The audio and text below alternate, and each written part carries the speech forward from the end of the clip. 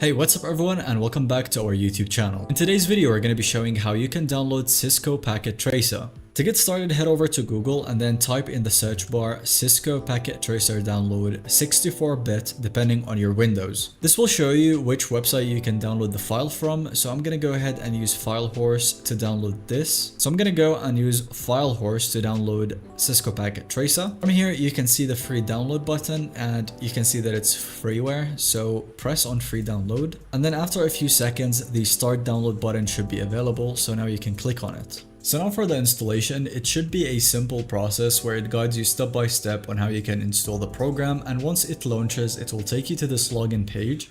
If you have an account that you want to log in with, then type your email and press next, or you can simply click on guest login.